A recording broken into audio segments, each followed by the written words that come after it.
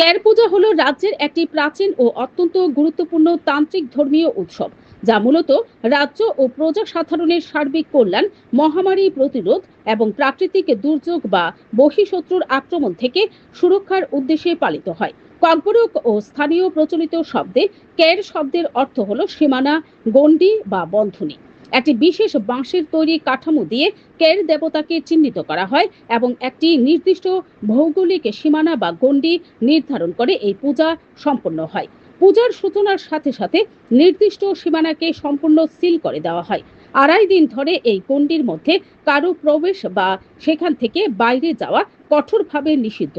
পূজা চলাকালীন নির্দিষ্ট সীমানার ভেতর জুতো পরা, আগুন জ্বালানো, গান বাজনা বা নাচ করা, উল্লাস করা একেবারেই নিষেধ। ক্যার পূজার নির্ধারিত এলাকার ভেতরে কোনো জন্ম বা মৃত্যু ঘটে গেলে তা অশুভ বলে মনে করা হয় এবং তার জন্য বিশেষ প্রায়শ্চিত্তমূলক রীতিনীতি পালন করতে হয়। ক্যার দেবতাকে ত্রিপুরার বাস্তু দেবতা ও রক্ষাকর্তা হিসেবে গণ্য করা হয়। ত্রিপুরার রাজন্য আমল থেকেই এই পূজার প্রচলন। রাজপুরোহিত বা চন্তাই এর পরিচালনায় তান্ত্রিক ও জনজাতীয় রীতি মেনে এই পূজা পালিত হয়। মূলত আগরতলার রাজবাড়ি এবং পুরাতন আগরতলার চতুর্দশ দেবতা মন্দির প্রাঙ্গণে প্রধানত এই পূজা হয়।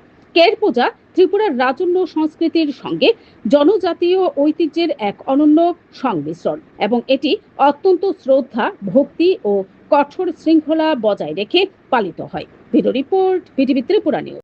এটা রাজ আমলের পুজো। খার্চি পূজার শুক্লা অষ্টমীতে খার্চি পুজো শুরু হয় আষাঢ় মাসে, তারপর 7 দিন পর এই কের পূজাটা হয়। এই কের পুজো, খার্চি পুজো 14 দেবতা আর কের মহারাজাদের কুলদেবতার পুজো। এটা কালকে থেকে শুরু হয়েছে রাত্রে 10টায়। আজকে পুজো হবে, বিকেলবেলা ওখানে পুজো হবে বটগাছতলায়, কাল ভোর 5টায় ছেড়ে দেবে কের। এটা রাজ্যবাসীর মঙ্গলের জন্য, দেশবাসীর মঙ্গলের জন্য মহারাজারা করতেন।